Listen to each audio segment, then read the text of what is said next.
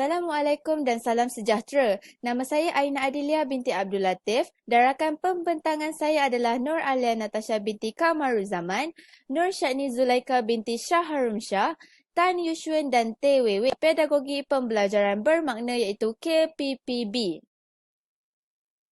Kursus yang telah dipilih adalah BAMB 3052 iaitu Seni dalam Pendidikan dan IDUP 3033 Murid dan Pembelajaran. Pengetahuan KPPB kami adalah yang pertama, murid dapat mengenal pasti setiap kesalahan ejaan dalam sebuah teks lagu. Yang kedua, murid dapat menulis semula teks lagu dengan ejaan yang betul. Dan yang ketiga adalah murid didedahkan dengan isu semasa.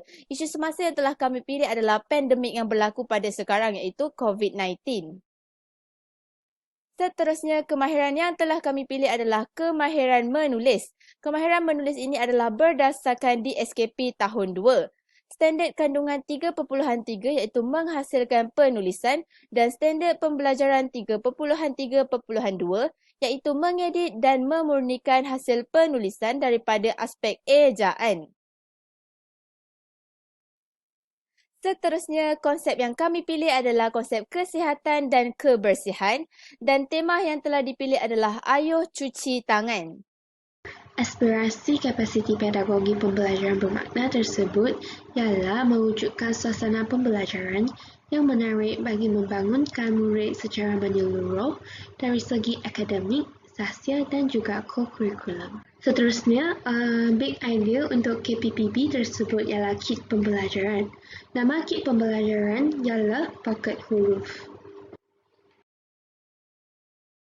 Seterusnya, saya akan terangkan tentang manual penggunaan kit pembelajaran tersebut. Pertama sekali, guru akan memasangkan lagu Ayuh Cuci Tangan iaitu nyanyian Hana dan Papa Zola.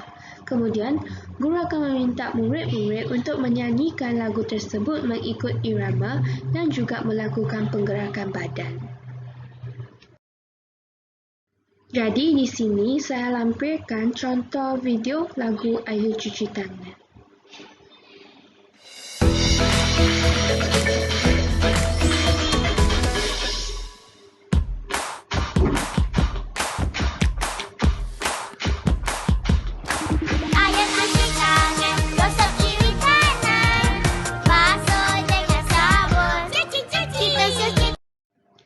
Setelah selesai menyanyi, guru akan mengeluarkan 3 helai kertas manila yang mengandungi lirik lagu Ayuh Cuci Tangan.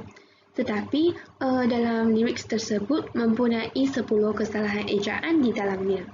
Kertas manila tersebut akan ditampalkan di papan putih supaya semua murid dapat lihat secara jelas. Bukan itu sahaja, guru turut akan menyediakan sebuah kit pembelajaran yang bernama pocket huruf. Kit pembelajaran tersebut mempunyai huruf abjad dari huruf A hingga Z di dalam poket-poket kecil. Ini merupakan gambar-gambar manila card yang mengandungi teks lagu yang mempunyai 10 kesalahan ejaan. Contoh kesalahan ejaan iaitu ayuh yang dieja sebagai AYOH. Ini pula merupakan poket huruf yang mengandungi abjad A hingga Z. Seterusnya, saya akan menerangkan bahagian tindakan murid-murid. Untuk langkah pertama, murid-murid akan meneliti setiap bait lirik yang tertulis untuk menemukan 10 kesalahan ejaan dan seterusnya menyelarakan setiap kesalahan ejaan tersebut dalam buku latihan masing-masing. Masa yang diberikan ialah 10 minit. Apabila 10 minit berakhir, guru akan mengeluarkan sebuah bekas beracun yang mengandungi nama-nama murid. Guru akan membuat cabutan nama dan seorang murid akan dipilih untuk membetulkan satu kesalahan ejaan di atas kertas manila. Gambar ini merupakan contoh bekas beracun. Cabutan nama akan dibuat menggunakan bekas ini. Bagi kaedah pelaksanaan aktiviti ini, murid akan memberitahu guru di mana kesalahan ejaan yang ditemuinya.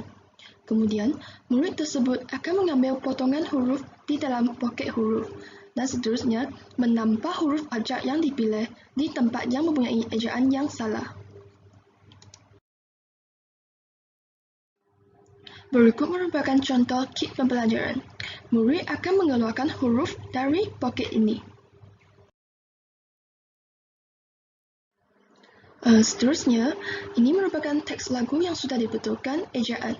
Dari situ, kita boleh lihat perkataan ayuh sudah dibetulkan menjadi A-Y-U-H. Jika murid berjaya menjawab dengan betul, murid tersebut akan mendapat stiker bintang daripada guru dan akan ditampal di buku latihan. Murid-murid yang lain pula akan menyemak jawapan mereka sama ada betul atau salah.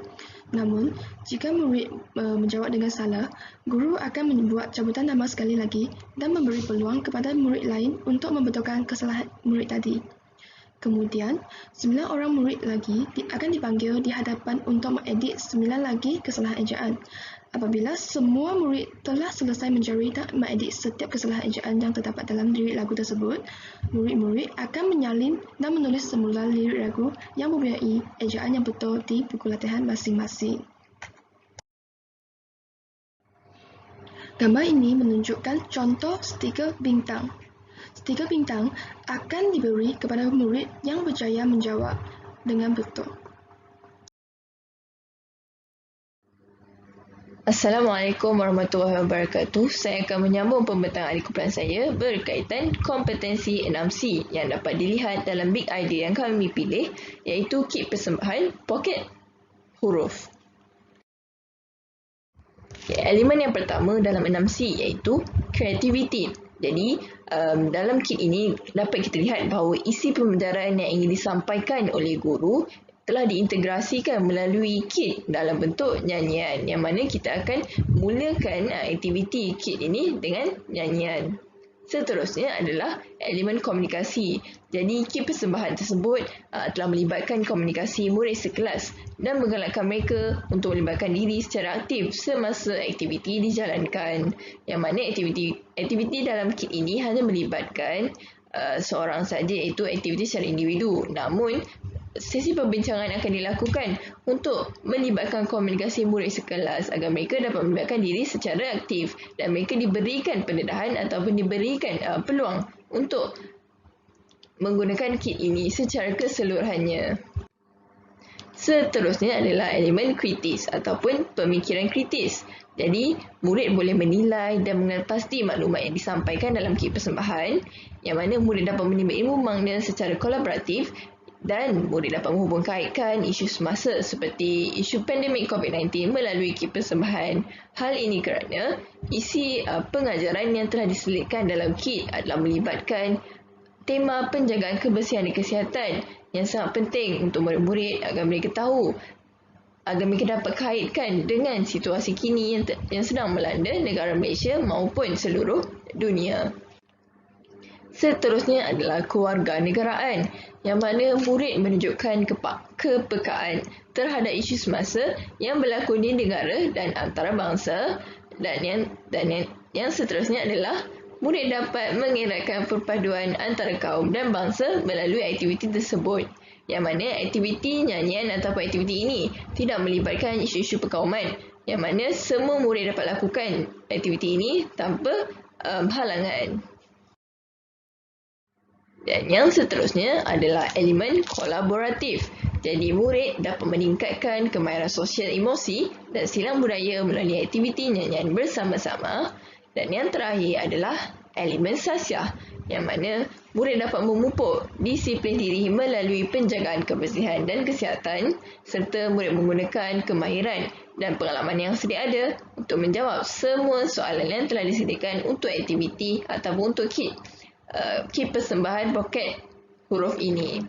Jadi di sini kita melihat bahawa bukan saja kit ini digunakan untuk isi pengajaran, malah dapat meningkatkan elemen 6C, lebih-lebih lagi elemen sasiah ini, yang mana murid diterapkan berkaitan disiplin yang perlu ditiberatkan lebih-lebih lagi dalam situasi negara sekarang yang melanda pandemik COVID-19, yang mana mereka perlu menjaga disiplin kebersihan dan kesihatan agar semuanya terhindar daripada virus COVID-19 ini. Seterusnya, saya Ala Natasha akan meneruskan dengan bagaimana kit pembelajaran ini boleh menaikkan emosi murid dalam pandemik yang berlaku pada waktu ini. Okey, Soalan ini adalah berkaitan dengan essential question yang mahu diterapkan oleh soalan. Baiklah, kit pembelajaran ini boleh menaikkan emosi murid dengan menggalakkan penglibatan murid secara aktif sewaktu menyanyikan lagu dan menari mengikut rentak lagu. Murid akan lebih cakna dan prihatin dalam hal penjagaan kebersihan seperti cara membasuh tangan dengan betul. Bukan itu sahaja, murid akan tertarik dengan pembawaan baru dalam pengajaran guru yang membawa kit pembelajaran ini ke dalam kelas. Kit pembelajaran yang berwarna-warni secara tidak langsung akan membuat murid tertarik dan tidak sabar untuk memulakan aktiviti pembelajaran. Selain itu, kit pembelajaran ini membawa nafas baru dalam pengajaran aspek ejaan bahasa Melayu kepada murid-murid. Hal ini demikian kerana guru menggunakan teks lagu dan bukannya petikan teks yang dicetak dan diedarkan kepada murid kemudian disuruh melakukan tugasan seperti yang biasa dilakukan. Jadi, melalui cara ini, murid-murid akan lebih bersemangat untuk belajar dan dapat menjana ilham serta kreativiti baharu apabila melihat kit pembelajaran guru yang menarik. Menurut Faridah Nazir, proses kreativiti kanak-kanak dapat dilihat apabila mereka menggunakan imajinasi dan proses ini melibatkan pengalaman kanak-kanak melalui interaksi dan tindakan yang diambil oleh guru semasa proses PDPC di dalam kelas. Kesimpulannya, kit pembelajaran sememangnya menjadikan suatu sesi pengajaran dan pemudahcaraan menjadi lebih efisien dan menyeronokkan. Bukan itu sahaja, murid-murid juga terdorong untuk menjadi proaktif dan berfikir secara kritis. Penggunaan kit pembelajaran harus diteruskan di masa hadapan supaya murid-murid akan menjadikan perkara ini sebagai motivasi untuk menjadi lebih inovatif dalam apa jua perkara yang mahu dilakukan di masa hadapan. Selain bahan mawjud, kit pembelajaran juga boleh dibuat dalam bentuk aplikasi bagi mengikut perkembangan teknologi dan maklumat pada zaman kini. Harapan agar para guru terus bergiat aktif serta berfikiran kreatif dan inovatif dalam penciptaan kit pembelajaran yang pelbagai bentuk demi menjadikan sesuatu pengajaran dan pembelajaran lebih interaktif dan efisien. Sekian daripada kami. Assalamualaikum warahmatullahi wabarakatuh.